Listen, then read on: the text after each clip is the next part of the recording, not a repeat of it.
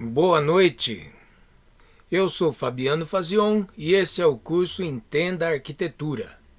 Hoje eu vou apresentar a primeira aula do nosso curso.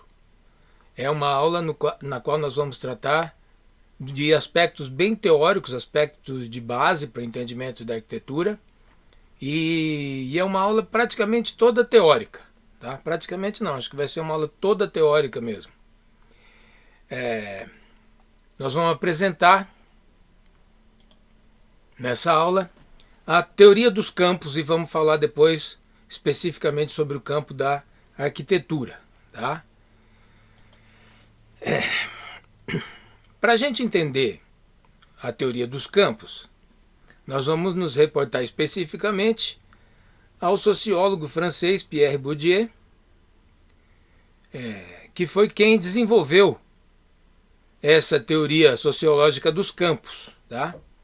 Aprofundou ela ao longo de toda a sua obra e essa teoria dos campos é um elemento importantíssimo para a gente entender o estado atual da arquitetura e de outras atividades também, mas no nosso caso especificamente da arquitetura, embora nós vamos falar um pouquinho também sobre o campo das artes, porque o entendimento do campo das artes vai facilitar, eu acho, o entendimento do campo da arquitetura. Tá? Então, nós vamos fazer aí a apresentação de várias citações do Bourdieu. Eu vou, na medida do possível, tentar esclarecer um pouco o que o Bourdieu está falando aí, como que isso aí serve para a gente, tá? E eu acredito que depois, no final, com os exemplos e tal, vai ficar claro por que essa teoria dos campos é importante. Então, o que o Bourdieu dizia? Ele dizia que a sociedade ela pode ser analisada analogicamente em termos de um espaço no qual acontecem as relações. Tá? Então, uma analogia, ele usa essa expressão aí, campo, porque justamente ele se refere a um espaço delimitado, tá? Dentro do qual acontecem as relações sociais. Essas relações se desenrolam de acordo com as diferentes posses dos atores, de modo que aqueles que possuem mais capital ocupam melhores posições, ou seja, detêm mais poder. Então vamos voltar aí. De acordo com as diferentes posses. Tá? Posses se refere a capital, mas capital aqui não é capital financeiro, ou não é apenas o capital financeiro. O Bourdieu vai nos falar, vai nos explicar sobre uma série de tipos de capital que os atores sociais podem possuir, tá? E nunca um ator social possui só um tipo de capital. Ele possui, no seu capital total, uma composição de diferentes tipos de capital. Inclui aí o capital financeiro, capital simbólico, o capital social, enfim. São inúmeros tipos possíveis de capital, tá, que representam literalmente as posses ou materiais ou simbólicas, e o que é mais importante para nós até é o simbólico, que o ator social pode possuir. Tá? E quem possui mais capital, daí nessa composição de diversos tipos de capital, ocupa posições melhores nesse campo e, consequentemente, detém mais poder. Tá? Então, as melhores posições, é tudo uma analogia. Tá? As melhores posições no campo, normalmente a gente vai associar isso às posições centrais do campo, representam exatamente essa posse também de um poder. Né? Esse espaço geral da sociedade, tá? Na verdade ele não está falando exatamente dos campos, ele está falando da sociedade inteira como um espaço. Tá? E esse espaço geral da sociedade é dividido em diversos subespaços, nos quais algumas atividades específicas se desenrolam e que são ocupados de acordo com leis internas por aqueles que praticam essas atividades. Então esses subespaços sociais são os campos. É óbvio que o espaço geral é um campo também, tá? Mas ele é um campo muito mais complexo e por não ser específico, a gente não trata ele na hora de estudar exatamente como a gente trata os subespaços. Tá? Por quê? Os subespaços representam aqueles subespaços onde algumas atividades específicas se desenrolam. Então, por isso que nós vamos falar, por exemplo, aqui do campo da arquitetura. Tá? E esses subespaços eles são ocupados de acordo com leis internas. Internamente a um campo se desenvolvem as leis de sua ocupação. Tá? Por quem? Por aqueles que praticam essa determinada atividade. Tá? Então esses subespaços sociais são o que especificamente o Bourdieu chama de campos. Tá? Um campo é qualquer ambiente social que pode ser entendido como um espaço de posições objetivas, definidas por quantidades desiguais de recursos, materiais ou simbólicos, e que tem regras internas de distribuição e acumulação desses recursos. Então, vamos voltar lá.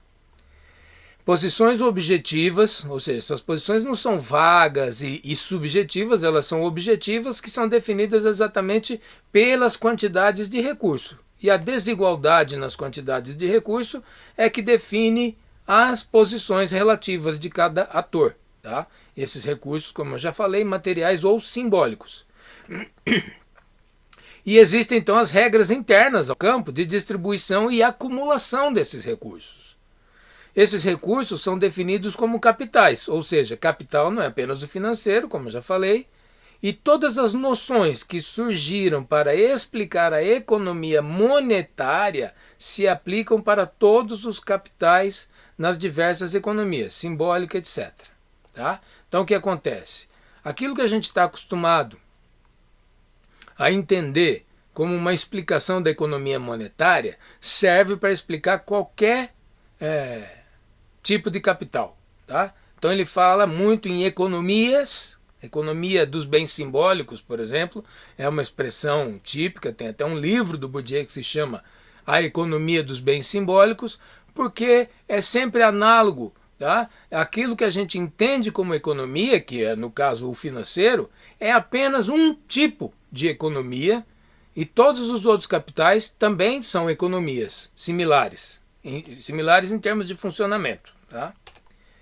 Assim, a economia financeira ou monetária é apenas uma forma reduzida e limitada de economia.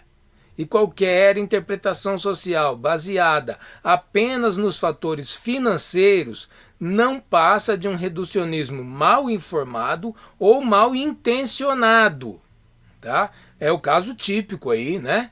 Do socialismo, do marxismo, que baseia suas interpretações sociais no dinheiro. Tá? Isso, evidentemente, é um reducionismo que ou está mal informado, que em alguns casos, ou está mal intencionado em outros, ou no caso do socialismo, é tanto mal informado quanto mal intencionado. Tá? Nesse último caso, no caso do mal intencionado, a intenção pode ser precisamente obliterar a compreensão a respeito das demais formas de capital, de modo a lançar uma sombra de desconhecimento sobre todas as formas de interação e disputa simbólica, com o fim de impedir atuações simbólicas mais livres, sobre as quais apenas alguns agentes detêm conhecimento. Isso é importantíssimo. Tá? Então, o foco no capital financeiro procura precisamente esconder, tá? Nublar a compreensão a respeito das outras formas de capital, lançando então essa sombra de desconhecimento sobre as formas de interação e disputa simbólica, que são importantíssimas, até mesmo mais importantes do que as disputas financeiras e materiais. Dessa forma, como as pessoas em geral não compreendem as interações e as disputas simbólicas, elas não têm atuações simbólicas mais livres. Tá? E só alguns agentes têm conhecimento dessas interações simbólicas, então eles acabam conseguindo formas de poder simbólico através do desconhecimento que as pessoas têm sobre esses capitais. Por esse princípio, não corresponde à realidade a divisão da sociedade em classes segundo critérios monetários. Existem divisões e os diferentes grupos são definidos pelas diferentes composições de seus capitais. Tá? Então aquilo que normalmente a gente entende por classe social, que é um conceito derivado do socialismo, do comunismo, né? Essa classe social, que é uma classe social financeira, ela evidentemente não existe. Existem as divisões que a gente pode até chamar de classe, tá? Mas essas classes são definidas pelas composições dos capitais. Ou seja, capital simbólico, capital social, capital cultural, educacional, enfim. De modo geral, é possível estabelecer uma diferenciação entre grupos dominantes, que são os que detêm maiores volumes e composições mais favoráveis de capital. Favorável nesse caso é que conseguem melhores taxas de câmbio mesmo desses capitais, e os grupos dominados, que têm menores volumes e composições menos favoráveis de capital. É possível identificar porções dominadas dentro de grupos dominantes ou, ao invés, parcelas dominantes dentro de grupos dominados. Como é que isso acontece? Porções dominadas de grupos dominantes, por exemplo, seriam aquelas porções dos grupos dominantes que têm capital financeiro, um exemplo, né? Tem capital financeiro elevado, mas não tem capital cultural nenhum. Na sociedade brasileira a gente vê muito isso. Rico, ignorante. Então o que acontece? Dentro das porções dominantes, essa parcela da porção dominante, ela não é uma porção dominante entre os dominantes. Ela é uma porção dominada, porque ela não manda efetivamente nos destinos da sociedade. Tá? É possível que alguém com menos dinheiro, mais cultura, mais conhecimento sobre o simbólico, tenha mais poder. Frequentemente acontece. Dentro dos grupos dominados também acontece isso. Os grupos dominados têm pouco recurso financeiro, em geral, mas alguns, por exemplo, podem ter mais capital simbólico, capital cultural. Então o que acontece? Essas partes das porções dominadas acabam sendo parcelas dominantes dentro dos grupos dominados. Tá? É onde a gente vai ver esse fenômeno, por exemplo, com os artistas e os intelectuais. Tá?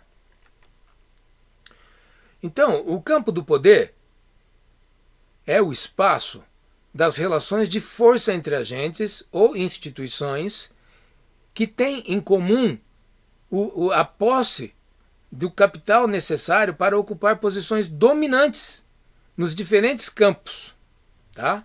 Econômico ou cultural especialmente. Tá? Então, o campo do poder é um campo específico, tá? No qual acontecem as relações de força entre os agentes ou instituições cuja propriedade comum é ter capital necessário para ocupar posições dominantes em diferentes campos. Ou seja, aqueles que têm posições dominantes em diferentes campos, acabam compondo entre si o que o Bourdieu chama de campo de poder. É o lugar das lutas entre os que detêm poderes ou espécies de capital diferentes. Então, diferentes atores de diferentes campos têm um lugar de luta entre eles. Tá? Essas lutas têm como objetivo a transformação ou a conservação do valor relativo das diferentes espécies de capital. Isso é importantíssimo. Os capitais diferentes que vão estar representados por poderes diferentes em campos diferentes, eles, no campo social geral, eles têm que ser convertidos, vamos dizer. Eles têm que ser transformados em alguma coisa efetiva para que o poder realmente seja exercido. Tá?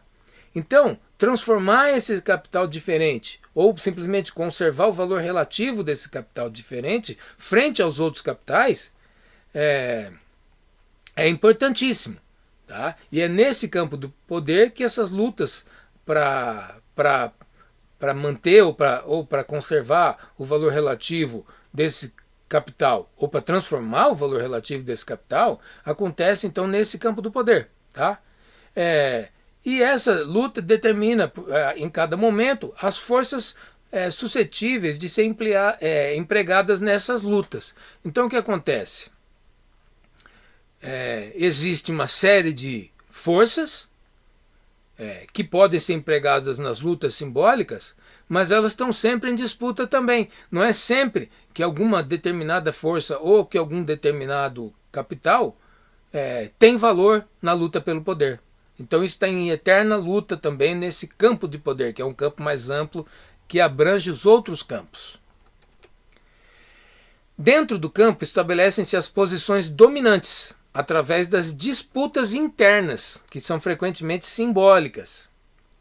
Posições estas inerentemente instáveis, não apenas porque estão em disputa, mas também porque seu valor relativo nunca é inteiramente determinado internamente. Desse modo, os dominantes em um campo podem não sê-lo em âmbitos mais gerais. Nem sempre o dominante de um campo tem um poder mais geral no campo do poder, né? Num campo mais amplo. Tá? Por quê? Porque dentro do campo se estabelecem as posições dominantes através das disputas internas, frequentemente simbólicas. Mas essas posições estão sempre em disputa, então elas não são estáveis.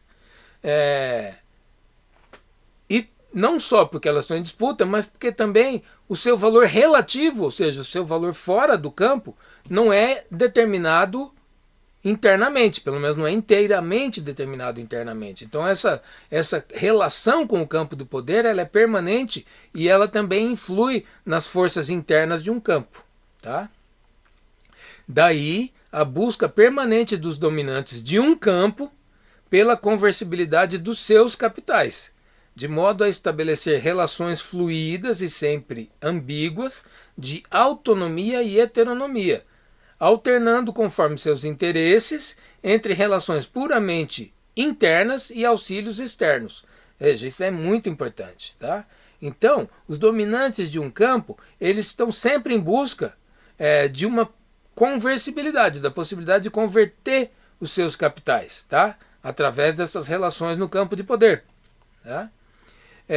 E como é que isso se dá? Através de relações, então, sempre ambíguas e fluidas, de autonomia e heteronomia. Ou seja, o campo está sempre em busca de uma autonomia, tá? E de uma diferenciação em relação aos outros campos. Tá? E essas relações fluidas, elas vão se alternando conforme os interesses entre relações. Então, como é que elas se alternam? Em que elas se alternam? Entre relações puramente internas, ou seja, os dominantes jogam internamente ao campo e eventualmente, eles buscam relações e auxílios externos ao campo para influir dentro do campo. Então, isso é um jogo muito complexo e que está em permanente disputa. A instabilidade das posições não permite que o valor do capital interno seja sempre e imediatamente reconhecido externamente, o que é reforçado pelo fato de que, para esta valoração, normalmente são necessárias ferramentas simbólicas específicas que são criadas e permanentemente redefinidas dentro do campo, e por isso indisponíveis aos membros de outros campos. Então, o valor interno de uma posição, ela nem sempre é imediatamente reconhecível por quem está fora do campo. Tá? Por quê? Porque para essa valoração interna ao campo, as ferramentas simbólicas específicas necessárias para essa valoração são criadas e permanentemente redefinidas dentro de um campo. Ou seja, quem não é do campo frequentemente não entende o que acontece dentro do campo. Ou entende apenas parcialmente. Isso vai ser importantíssimo para o nosso entendimento do campo da arte, do campo da arquitetura, que nós vamos ver depois. Tá? Porque membros de outros campos têm dificuldade para entender o que acontece dentro de um campo específico. Tá? Por isso também, não é apenas por isso, mas também por isso que esse curso se chama Entenda a Arquitetura. Tá? Porque é necessário entender vários fatores internos ao campo da arquitetura para poder entender, então, o que acontece dentro do campo, como é que são os valores simbólicos dentro do campo e por que determinadas coisas aconteceram e continuam acontecendo dentro do campo da arquitetura, que muitas vezes só quem é interno ao campo consegue entender. Tá?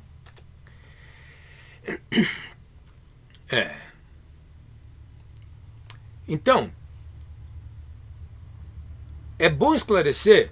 Então não quer dizer que esses profissionais internos ao campo são importantes ou reconhecidos, nem que ocupam posições de destaque social. Esses profissionais são aqueles que são importantes dentro do campo, tá?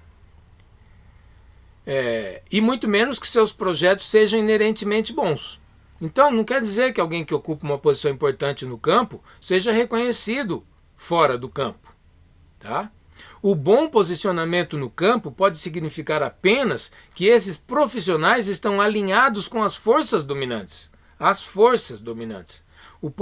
Então, o profissional se alinha às forças dominantes e ele daí pode se posicionar bem no campo, tá? Possibilita que ele obtenha os cargos e as funções legitimadas dentro de uma profissão, por exemplo, e possa manter esse cargo ou função. É o que acontece, por exemplo, no meio acadêmico, tá?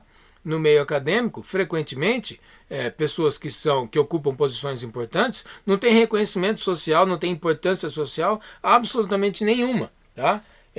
Porque realmente não tem importância social nenhuma. Apenas dentro do campo eles têm essas funções legitimadas e as mantêm, tá?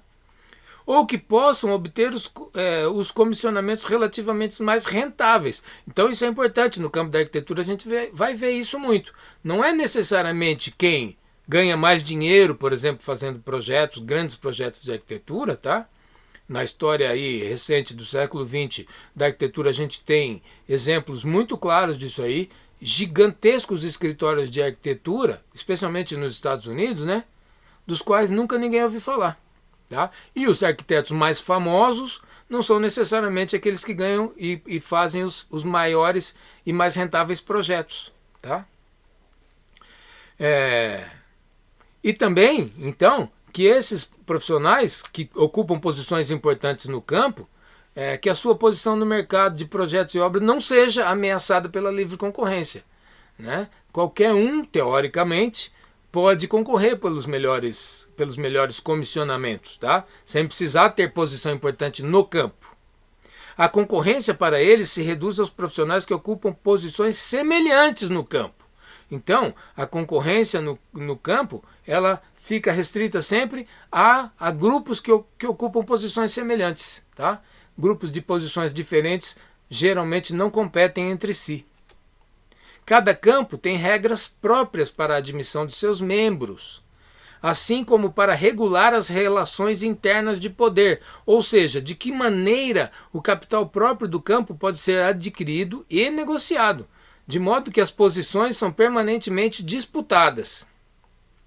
E os dominantes precisam mobilizar estratégias para se manterem em suas posições à medida que os dominados desenvolvem estratégia para assumi-las. Então, o que acontece? A admissão dos membros num campo, ela tem regras próprias.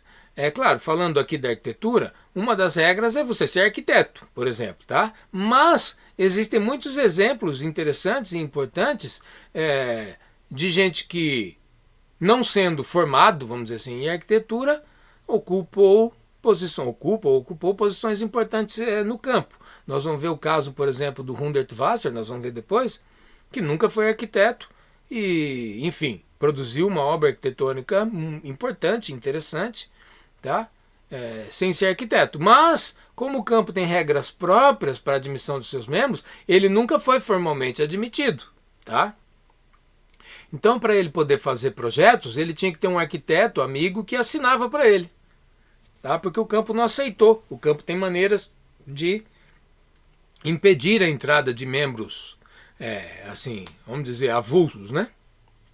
E para regular essas relações internas de poder, também tem regras próprias de cada campo, tá?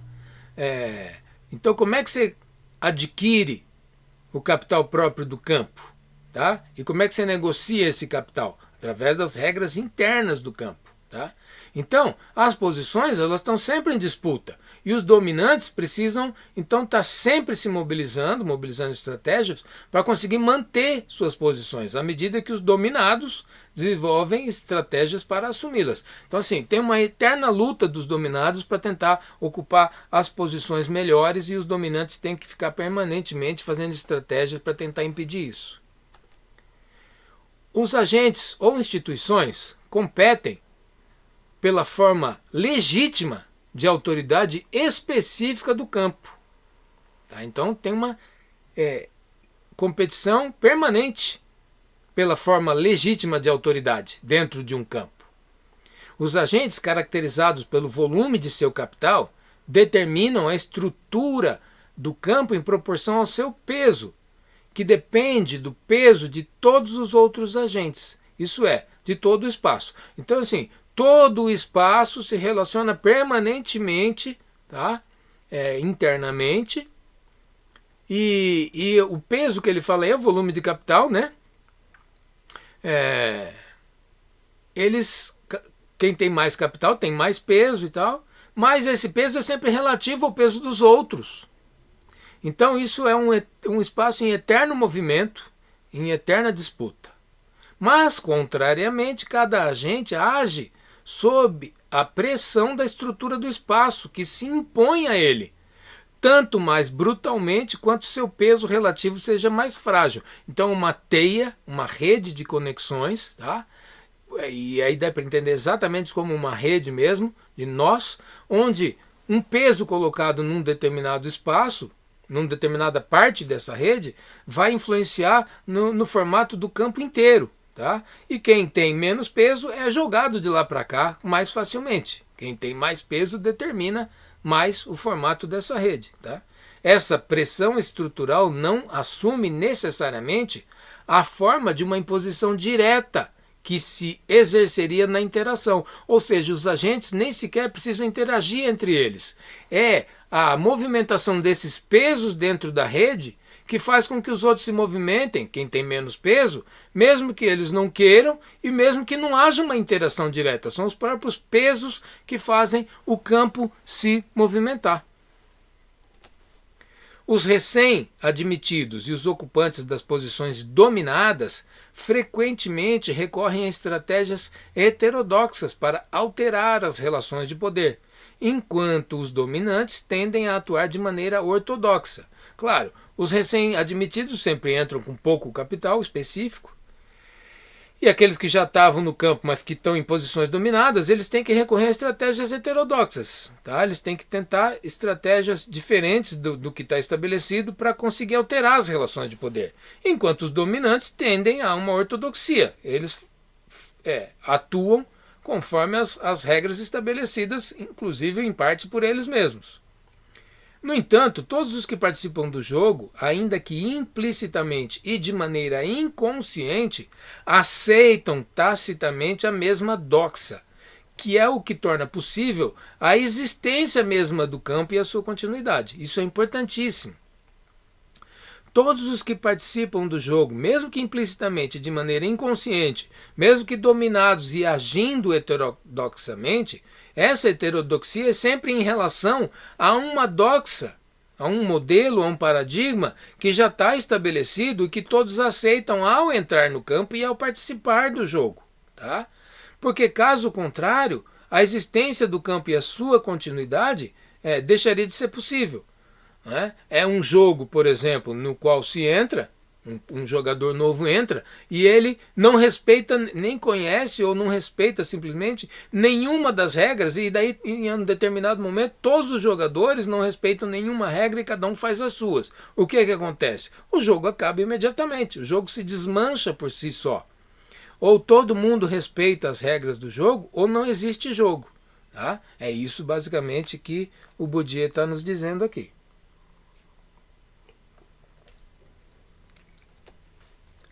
É uma propriedade muito geral dos campos que a competição pelo que aí se aposta dissimule o conluio a propósito dos próprios princípios do jogo. Então voltamos naquilo que eu estava dizendo.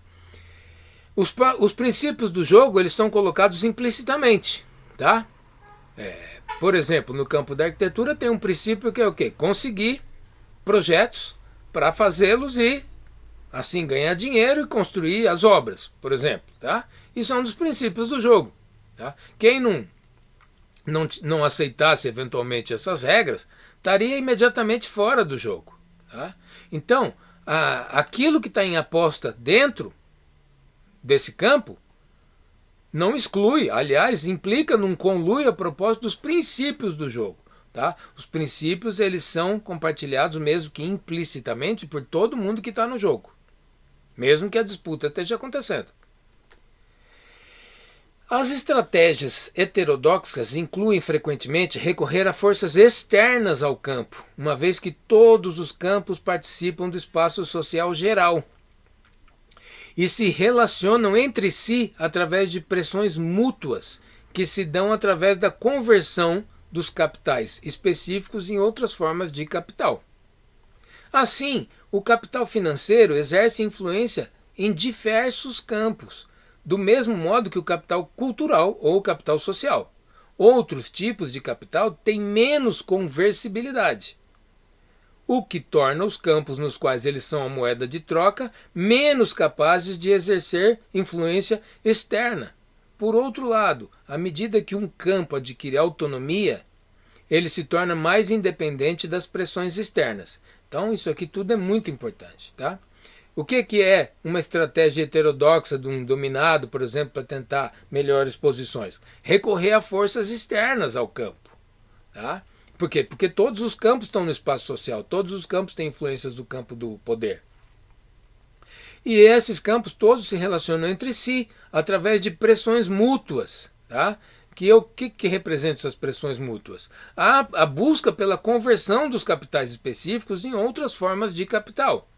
Tá? Então, por exemplo, o capital financeiro ele não pode ser convertido automaticamente em capital cultural. Não tem como, é impossível. É preciso um trabalho para essa conversão. Tá? Aí o capital financeiro ele age de outras formas, não pela compra direta da cultura, que é impossível, né, para conseguir ou adquirir capital cultural ou fazer com que a sua influência apareça na cultura ou na sociedade em geral. Tá? Então, o que acontece? Como todos os agentes sociais utilizam o capital financeiro, é por isso que ele parece como o capital por excelência, porque todo mundo usa o capital financeiro. Tá? Então, consequentemente, ele tem uma certa facilidade, o capital financeiro, de exercer influência em diferentes campos. Tá? Mas nem sempre isso é direto, como eu falei. Não dá para comprar simplesmente cultura com bastante dinheiro. Né? Ele vai exercer influência, sim, mas não quer dizer que ele se converta em capital cultural, imediatamente, pelo menos. Tá?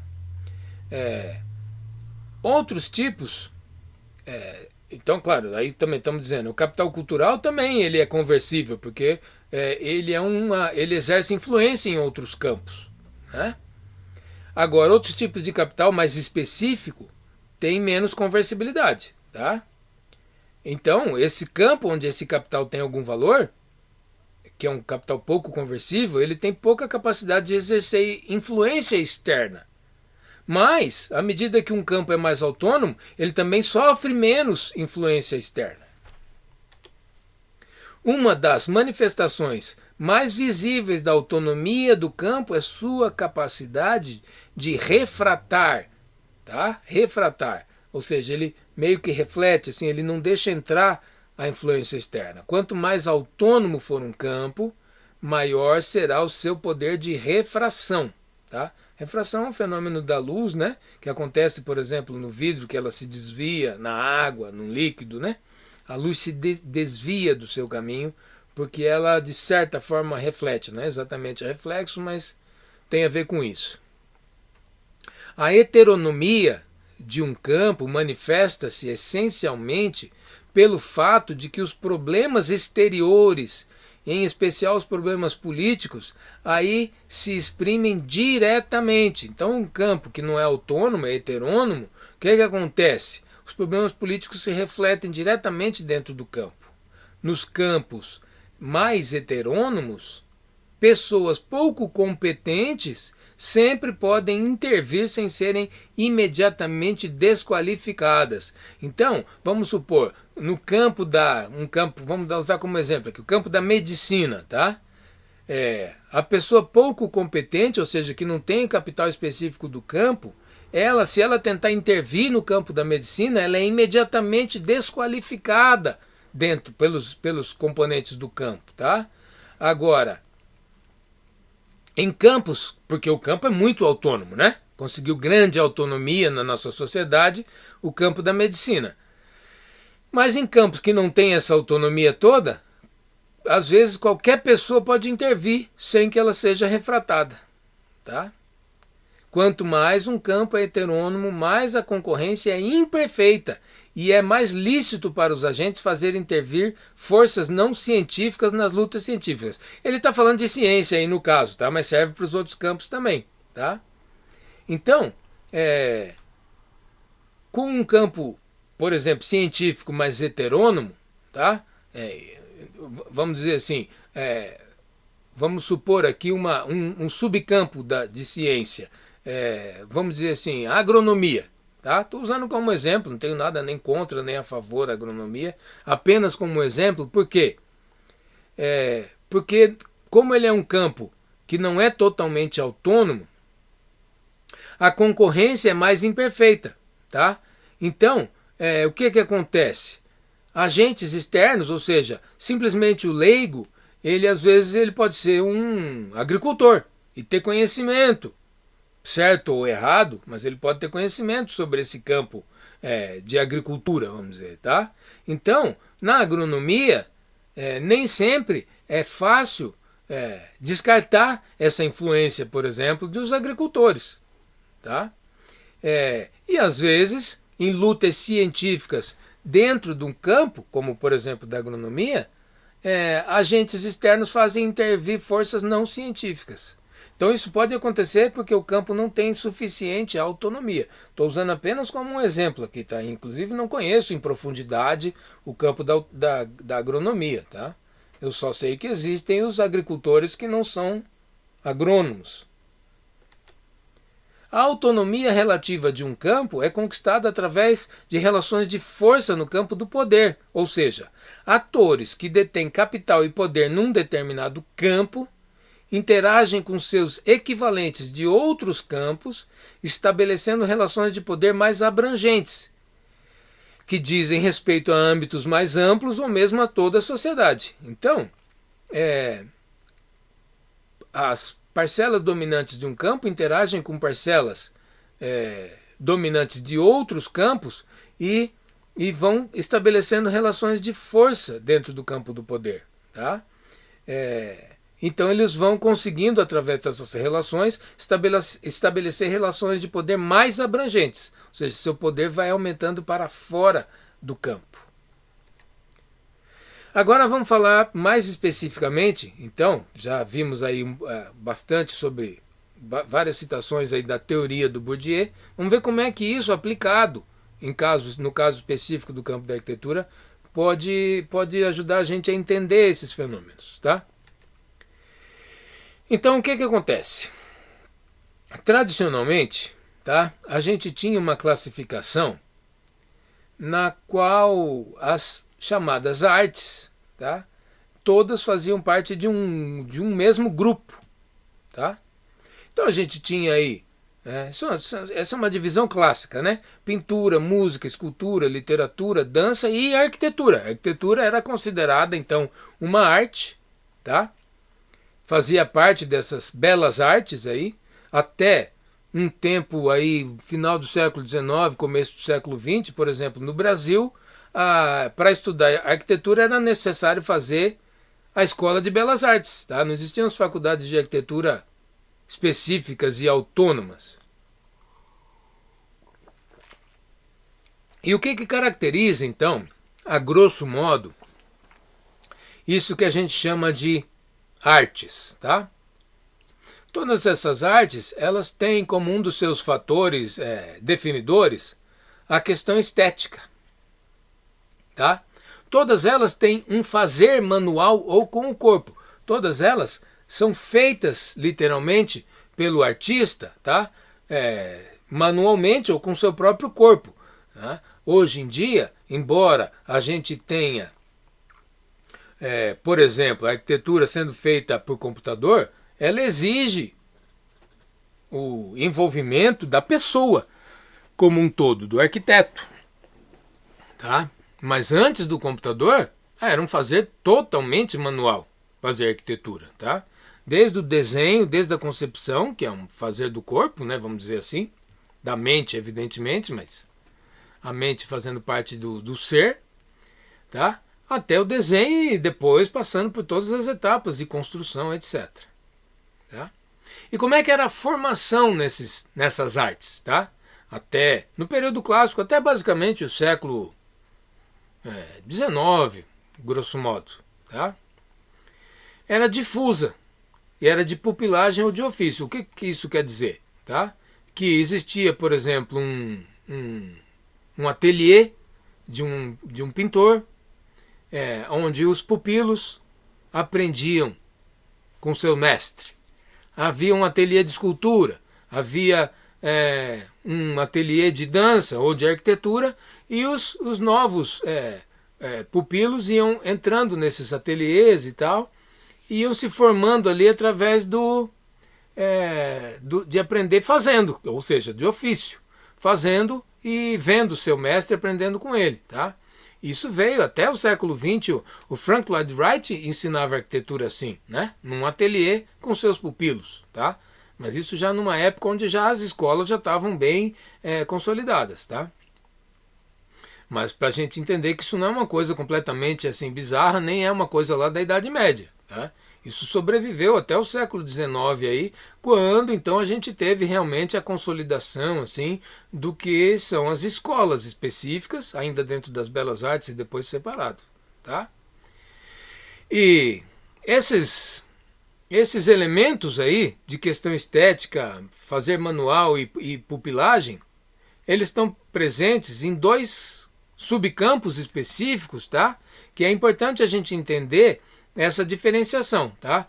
O que diferencia a arte, por exemplo, que é chamado de arte, do artesanato, tá? O que diferencia um pintor que vende seu quadro na feirinha lá no final de semana, no calçadão e tal, de um artista? Porque ele é considerado, pode até ser chamado de artista, mas ele é considerado um subartista, tá? Ele é mais um artesão. Ou o escultor que faz suas esculturas de madeira, por exemplo, para vender na feira. Ele não é considerado um escultor de pleno direito, tá? E o que diferencia, então, a arte do artesanato? É que a arte é educada, sempre, tá? Seja em escola, seja em ateliês com um mestre e tal, mas ela é sempre educada, tá? Sempre formada. E ela é restrita a especialistas. O cara tem que ser um artista, ou seja, ele tem que fazer parte de um grupo, ser aceito nesse grupo, ser aceito num campo. Tá? Outra coisa que acontece na arte é que existe uma relação dos artistas e do seu fazer com os críticos, com os historiadores, marchands, mecenas, instituições como museus, escolas, etc. Tá? Então, essas instituições ou essas pessoas, críticos, historiadores, etc., é que dizem quem está dentro e quem está fora do campo da arte. Tá? E aí tem uma formação do próprio campo das artes, tá? E eventualmente de subcampos, como por exemplo a pintura, a música, etc. Tá? Tudo isso tem uma estrutura. Já o artesanato, ele é ou o vernacular, o não educado, o popular, o naif. Tá? É aquele cara que pode ser inclusive um bom pintor, mas ele pega sua tela, suas tintas e começa a pintar ou paisagens ou retratos, seja lá o que for, tá? E ele não passa pelo processo de ser educado, de se tornar um especialista, de se relacionar com os críticos, ou seja, ele não entra no campo. Tá?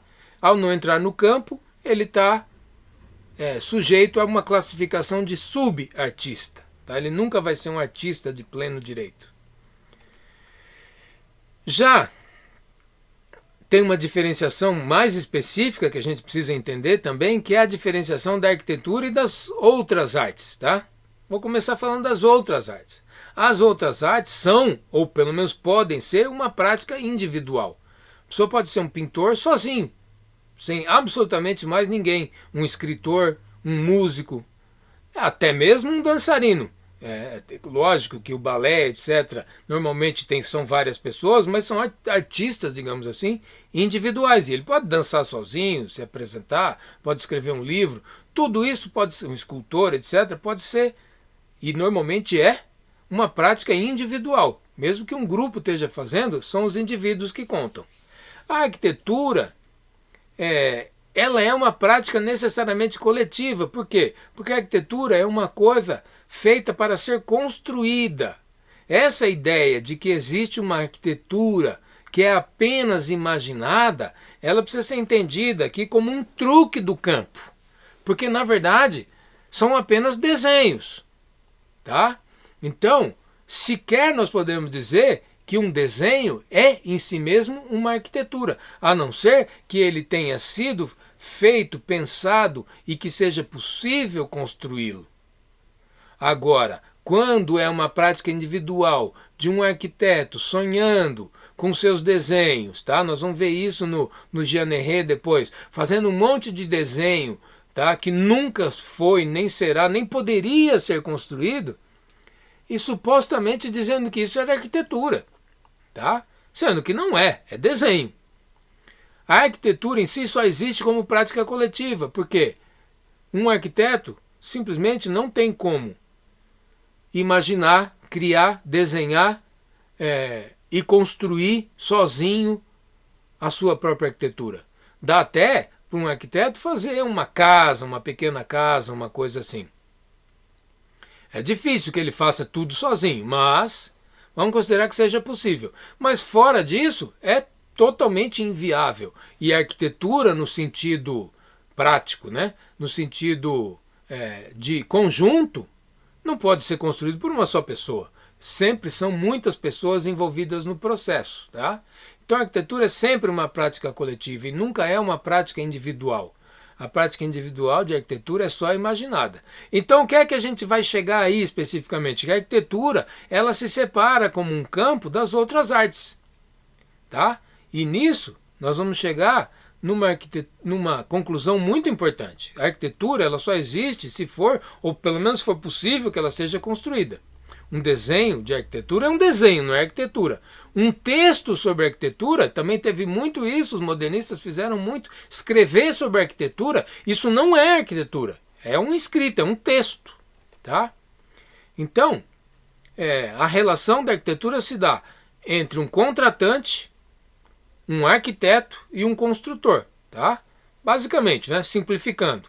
Mas sempre tem alguém que precisa dessa construção, tá? O arquiteto está no meio do processo porque ele recebe a encomenda desse contratante e depois ele precisa do construtor ou dos construtores para que o seu projeto seja realizado, o que é completamente diferente da relação do artista. O artista ele pode produzir uma obra sem que ninguém tenha contratado ele para isso. Tá? E depois ele pode tentar vender ou não também. Mas não precisa de um contratante. Tá? E quem vai fazer a obra é o próprio artista. Tá? Então é totalmente diferente a relação.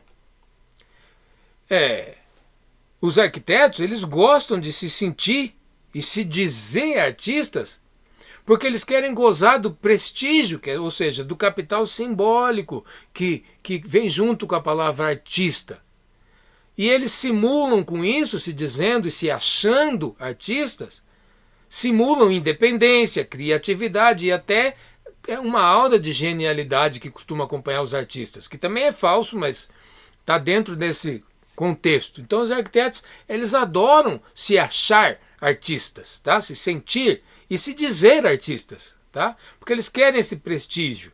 E eles querem simular que eles são independentes, que eles são criativos e que eles são gênios. Tá?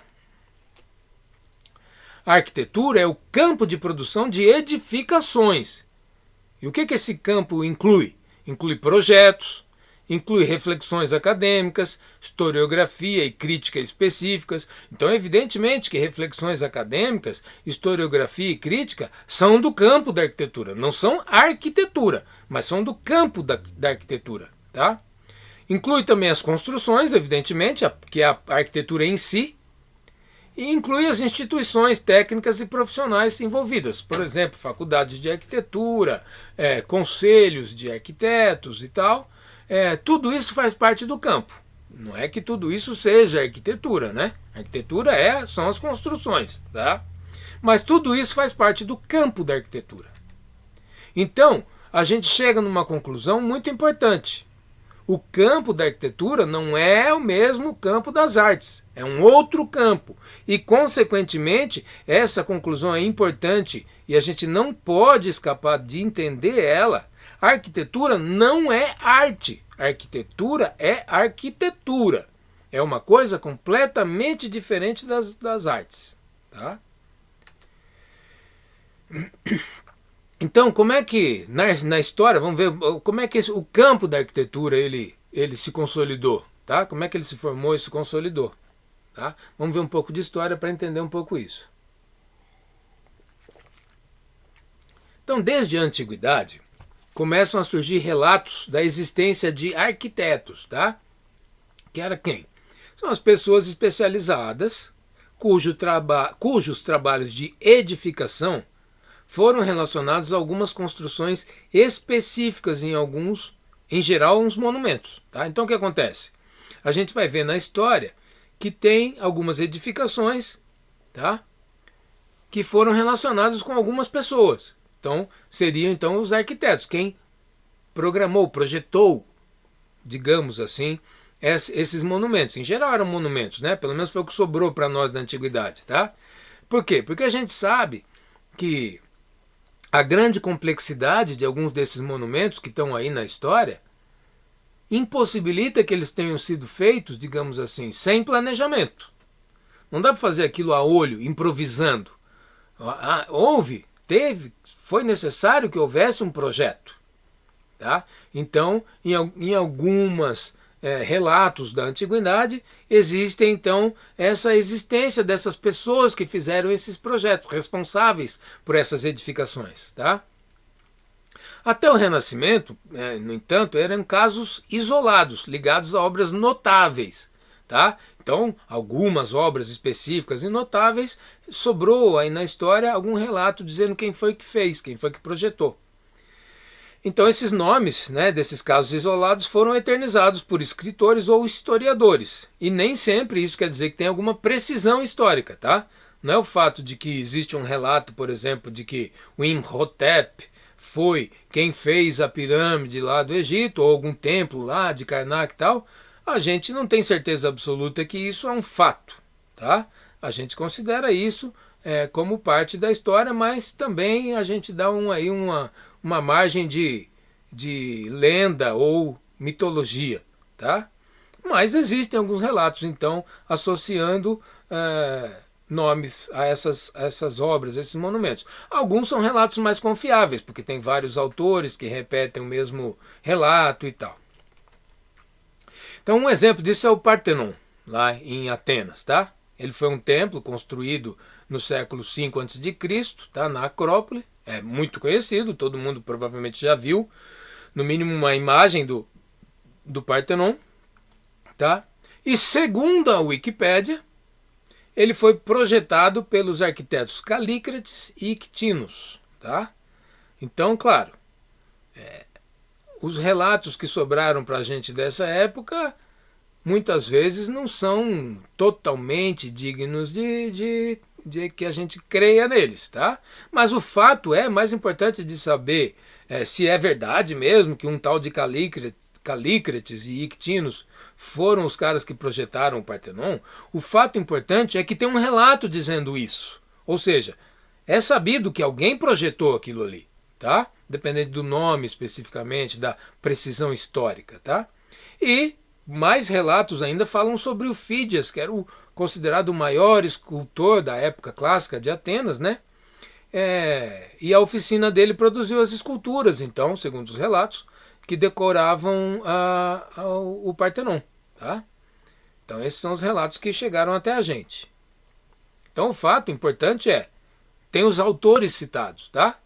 Independente de quem seja especificamente.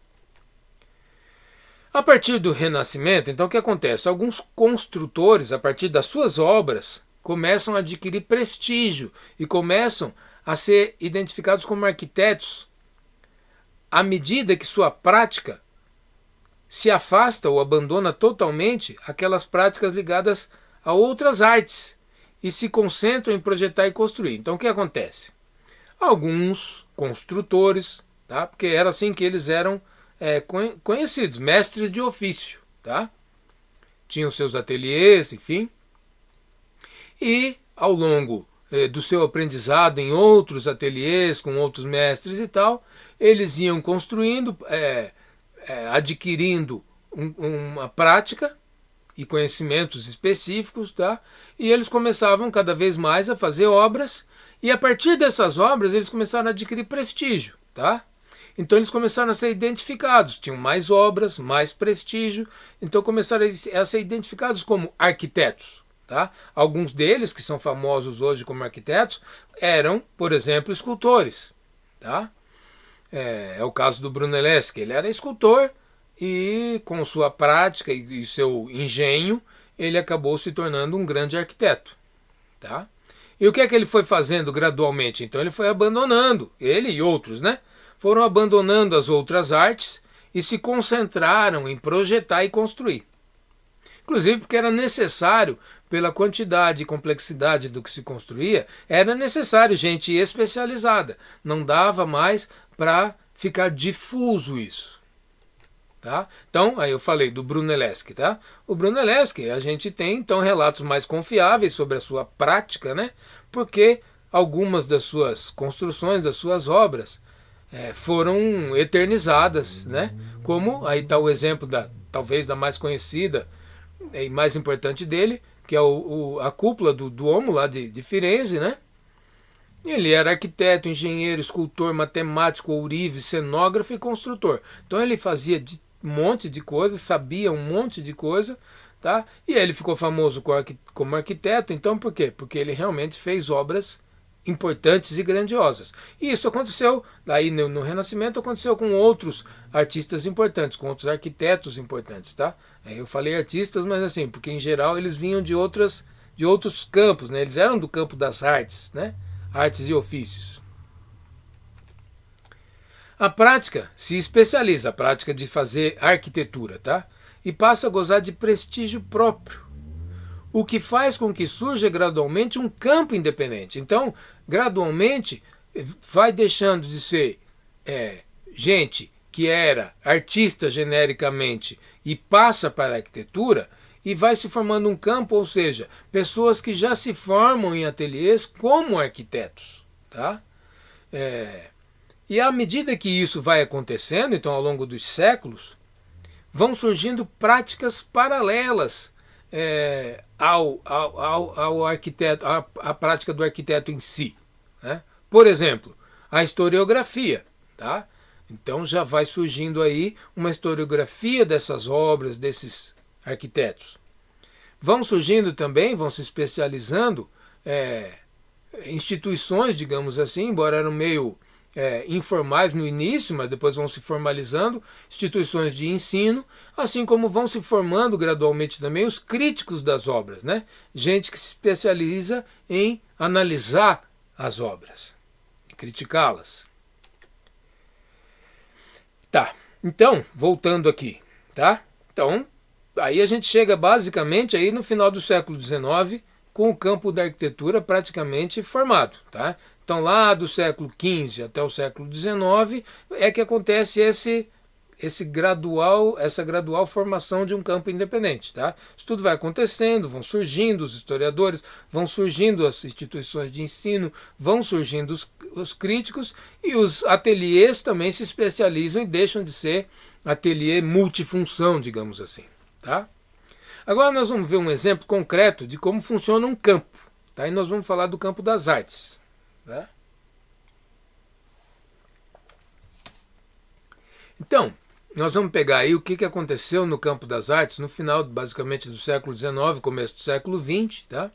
Para a gente entender como é que um campo se consolida e ganha autonomia, tá? O que acontece? No final do século XIX surge um movimento, né, de um grupo de pintores que se influenciam mutuamente e eles começam em conjunto a aplicar técnicas pictóricas novas, tá? Eles começam a desenvolver novas técnicas de pintar, tá? A gente conhece esse grupo hoje como os impressionistas, tá? Só que quando eles começam a pintar de uma maneira diferente, em geral, ao ar livre, em geral, eles buscavam, então, captar os efeitos da luz no ambiente, e por isso eles pintavam muito rapidamente, procuravam ter essa pintura muito rápida, para poder realmente captar as impressões do que eles estavam vendo, tá? Por isso eles se preocupavam menos com uma técnica de exatidão, de reprodução exata das imagens, e mais com uma e mais em transmitir a impressão que eles tinham, tá?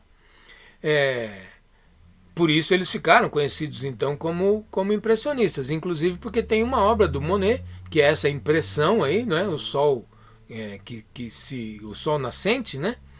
Ele mesmo chama de impressão, porque é uma impressão do aquilo ali, não é um retrato no sentido de reproduzir fielmente, tá? Então o que acontece com esse grupo? Ele tenta expor nos salões normais, ou seja, eles tentam entrar no campo, tá? Nos salões de prestígio da época, mas ele é rechaçado. Por quê? Porque as regras internas do campo, né, percebendo aí essas estratégias heterodoxas, ou seja, eles estavam fora daquilo que se praticava ortodoxamente no campo, também percebem a possibilidade de um questionamento e de uma movimentação das posições de poder no campo. Então eles são rechaçados, tá? Pelos salões de prestígio da época. O que é que eles decidem então? Tá? Depois de muitas frustrações e tal, inclusive discussões internas do campo, eles decidem criar uma exposição própria, independente. Que foi chamado por eles mesmos de Salão dos Rejeitados. Eles eram rejeitados no salão oficial, né? Só que o que acontece? O Salão dos Rejeitados atraiu grande atenção do público. Então aqui a gente tem um fator importantíssimo dos impressionistas. E é um fator externo ao campo, que é o que? O público. O público ele não faz parte do campo em si, tá? Mas o campo, aliás, mais o público, ele tem a capacidade de influenciar no campo porque os artistas precisam do público. Não existe arte que ninguém queira ver e que ninguém aceite, tá? Aí houve um conflito aí de interesses, porque o público se interessou pelos artistas, pelas suas obras, tá? E a academia não. Tá? Então, à medida que a aceitação comercial e crítica desses pintores começou a crescer, tá? Ou seja, eles começaram a vender quadros, começaram a ser bem vistos pelo público, né?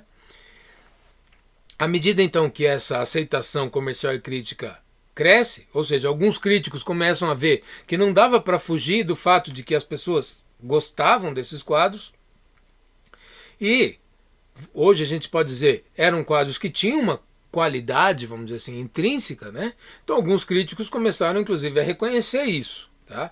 E aí gradualmente eles passaram a ocupar posições melhores no campo, eles começaram a entrar no campo, tá? Até um ponto em que eles foram plenamente reconhecidos, e passaram a ocupar posições centrais, que são as posições que eles ocupam hoje. Hoje esses quadros que foram rejeitados naquele momento valem milhões e milhões de dólares, de euros, sei lá, são disputadíssimos, procuradíssimos e respeitadíssimos, tá? Então, ou seja, hoje eles estão no centro do campo. Então foi esse processo que aconteceu, né? De entrada e ocupação do campo. Quem foi fundamental nesse processo? Então a crítica, como eu já falei, alguns críticos começaram a aceitar e elogiar esses quadros, tá? E os museus, alguns museus, através desses críticos, começaram a então buscar esses quadros para os seus acervos. Então, aí gradualmente eles foram ganhando então posição de importância no campo. Aí, num outro movimento, tá? A gente vai ver um artista específico chamado Marcel Duchamp, tá? Onde o que ele empreende, tá? E esse movimento é importante para a gente entender o campo das artes e os outros também. ele empreende aquilo que eu chamo aí de uma tomada do campo. Tá? O que o Marcel Duchamp faz? Vamos ver. Ele nasceu lá em 1887, finalzinho então do século XIX, tá? E ele vem de uma família de artistas. Ou seja, ele tinha a tendência, já pela sua criação e tal, de ser automaticamente parte do campo. Tá? Seus círculos de amizade incluíam muitos artistas do período, alguns inclusive famosos. Ou seja, ele era plenamente inserido no campo, ou poderia ser. Tá? Até 1913, né? Então, quando ele tinha 26 anos, ele pintou vários quadros. E se aproximou, então, do cubismo e do futurismo. Tá? Ele estava tentando, vamos dizer assim, encontrar o seu meio específico de expressão. Tá? Mas ele não era considerado um grandíssimo pintor. Tá? Ele era mediano, considerado, né, no campo. Teve um quadro seu que participou de uma exposição nos Estados Unidos e por conta do escândalo que causou. Então, ele causou escândalo com esse quadro e daí todos os outros, ele tinha mais 3, né? Todos os 4 quadros do artista que foram expostos nessa exposição foram vendidos. Aí, o que aconteceu? Ele ficou um pouco famoso, ganhou um pouco de dinheiro, então ele conseguiu os meios para emigrar para os Estados Unidos em 1915. Ao chegar, ele descobriu que ele era uma celebridade na América, tá? Por causa do escândalo que o quadro dele causou. E ele passou a circular junto à vanguarda da época. Então ele se inseriu imediatamente na vanguarda artística dos Estados Unidos da época. Aí, em 1920, então, ele cria, junto com o Man Ray e a Catherine Dreyer, a Société Anonyme, acho que é assim que fala, passando a estar envolvido com o mercado de arte a colecionar. Então aí tem um movimento importantíssimo que o Duchamp faz. Ele passa a ser também um marchand e um colecionador de arte, com essa sociedade que ele criou. Tá? Esse grupo então reuniu muitas obras da chamada arte moderna e promoveu exibições e conferências sobre o estilo arte moderna durante a década de 30. Ou seja, ele passa nesse período a influenciar no campo fortemente. Tá? Ele expôs, ele fez exibições, ele fez conferências sobre um estilo específico de arte, que tem um exemplo aí, né, nesse quadro da esquerda. Tá? E aí, por conta dessas conferências, dessas exposições, do seu envolvimento no mercado e no campo como um todo, muitos curadores, né, de museus e colecionadores passaram a procurar o Duchamp para aconselhá-los sobre a compra de obras de arte. Incluindo quem procurou o Duchamp para conselhos foram os diretores do Museu de Arte Moderna de Nova York. Ou seja, ele já está nesse momento numa posição super central no campo. Talvez das mais centrais possíveis, sem que sejam as suas obras que fizeram com que ele ocupasse essa posição tão central. Então, em Nova York ele esteve ligado ao movimento chamado Dadaísmo, tá? Na versão americana, né, do Dadaísmo. Além de se proclamar anti-guerra, o Dadaísmo também se afirmava contra a burguesia e tinha afinidades políticas com a esquerda radical. Então, aí a gente vai ver uma ligação importante da esquerda radical, desses artistas aí modernos, revolucionários, né? Com a esquerda revolucionária, evidentemente. Tá? Em 17, né, eu já dei uma adiantada no slide anterior o que vai acontecer depois, mas em 17 ele apresenta uma obra, então, para uma mostra da Sociedade de Artistas Independentes chamada A Fonte. Tá? Essa obra é famosíssima, se tornou famosíssima. Que é, como vocês podem observar aí, um mictório, um urinol. Tá? Ele pegou uma peça de louça cerâmica de banheiro, tá? Escreveu ali uma assinatura de um nome falso, que não é o nome dele, né? Armut, 1917, no cantinho, e expôs essa obra na Sociedade dos Artistas Independentes. Embora todas as peças apresentadas para a mostra fossem exibidas, ou seja, essa peça foi exibida, o comitê organizador afirmou que a fonte não era arte e rejeitou. Ah, não, então desculpa, falei uma coisa errada. Todas as peças foram exibidas menos a fonte, tá? O comitê rejeitou a apresentação dessa obra porque não era arte. Em 2004, a obra foi escolhida como a mais influente obra de arte do século XX por 500 renomados artistas e historiadores. Então o que aconteceu? Eles rejeitaram no princípio essa obra, mas ela se tornou tão famosa e supostamente tão revolucionária, e nós vamos entender por que ela é tão revolucionária, que ela hoje, agora, né, no século XXI, em 2004, ela passou a ser considerada como a mais influente obra de arte do século XX. Então veja como é que a posição dela mudou, tá? Como é que a posição dessa obra mudou. Então, o que acontece? Nesse ponto, o Duchamp já tinha perfeita compreensão a respeito do funcionamento do campo artístico. E ele decide então perpetrar uma tomada de posição, utilizando os instrumentos simbólicos do próprio campo para perverter a ordem vigente. Então o que ele faz nesse momento? Ele entende como o campo funciona, ele já estava no mercado, ele já era pintor, ele já tinha todos os seus amigos, conhecidos, família, ele conhecia exatamente como o campo funcionava. E ele descobriu que ele podia perverter a ordem vigente dependendo de uma obra que ele possivelmente apresentasse, que foi o que ele fez. Sendo ele, então, um artista renomado e reconhecido, quem teria o direito de afirmar que aquilo que ele produzia e apresentava não era arte? Tá?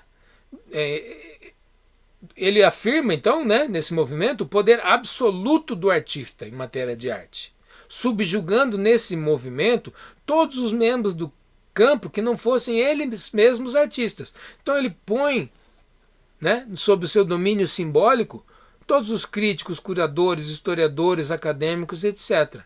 Ele, com esse movimento dessa peça aí da fonte, ele perverte totalmente as forças, perverte e inverte totalmente as forças internas do campo, tá? Se coloca no centro do campo e joga todo mundo para fora dessa posição. E aí, só os artistas nesse movimento, alguns, né, que consigam dominar então essa estratégia, vão poder ocupar as posições centrais no campo, tá? E todos os outros se tornam subjugados por esses artistas que dominam então essa técnica.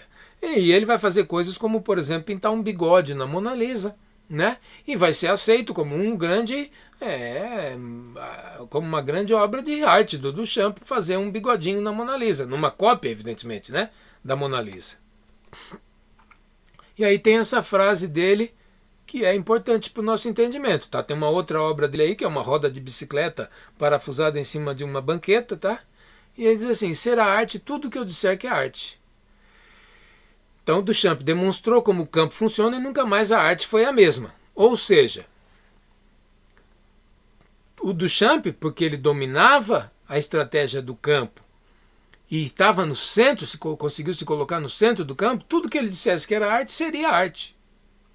Agora, outros que não estivessem na mesma posição, que não estejam na mesma posição, e não tivessem o mesmo capital específico que um artista como ele não era o único, né? Não poderiam, então, fazer o que quisessem. Tá? E aí vai acontecer o quê? Um monte de gente que, dominando a estratégia de força simbólica no campo, com uma visão assim totalmente picareta, passou a fazer supostas obras de arte, né? A gente vai ver isso ao longo do século XX todo, até no XXI agora, por exemplo, com o propósito de escandalizar, sem que precise ter nenhuma qualidade artística intrínseca. Qualquer coisa pode ser arte, desde que a pessoa esteja colocada dentro do campo. Ao passo que, por exemplo, um excelente pintor, ele pode estar relegado a uma feirinha, a um calçadão, a uma ponte lá em Roma, em Paris, tá?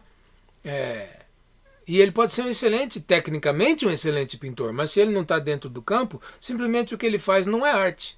Tá? E qualquer picareta que saiba dominar a técnica de manipulação do campo, ele pode ser um artista sem fazer obra nenhuma. Ao ponto de que hoje, aí recentemente a gente viu isso, tá? Um artista, um suposto artista, vendeu uma suposta obra de arte que é, segundo ele, invisível. E vendeu por uma alta soma para um, sei lá, colecionador lá na Europa. Tá? Então o cara vendeu exatamente uma coisa que não existe, um nada, como sendo uma obra de arte. Eu não sei exatamente como é que na prática isso se deu, tá? Mas ele provavelmente pôs lá uma etiqueta, alguma coisa dizendo lá o nome da obra de arte e deixou um espaço vazio onde supostamente essa obra invisível estaria. E isso foi comprado por um colecionador por uma alta soma. Então esse cara é um artista que ocupa uma posição importante no campo, tá? Vendendo exatamente nada. Esse é o ponto de perversão do campo da arte que nós chegamos. Tá? Então é importante entender esse exemplo para a gente entender como é que as manipulações nos campos acontecem, e a gente vai ver esse tipo de manipulação acontecendo nas próximas aulas, daqui para frente, acontecendo no campo da arquitetura. Tá? Então por isso que foi importante a gente falar tudo isso sobre campo, porque a gente tem que ter em mente esse conceito, entender como é que um campo funciona, para entender certos fenômenos que aconteceram do final do século XIX para cá com o campo da arquitetura. Tá bom? Então, acaba aqui a nossa exposição dos slides dessa aula número 1. Espero que vocês tenham gostado e espero que vocês estejam aí para as próximas aulas. Tá bom, gente? Muito obrigado e até a próxima.